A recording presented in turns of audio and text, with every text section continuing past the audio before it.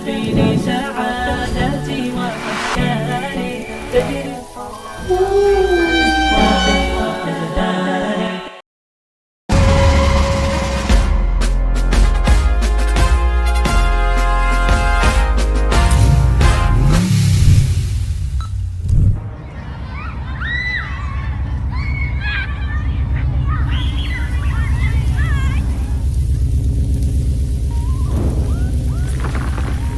Nusullah is my cousin, best sister. I wish her a happy marriage life. Indeed, all the best to you. Nusullah nk'inshuti yanjye nta kindi namwifuriza uretse kugira umunezero mu rugo rwe. Iminsi yanze gukwimanya myinshi, umutwaro cyongwe n'uhunyayikire.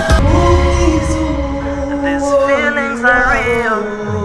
Our love went supernatural, it went far and defied the mind.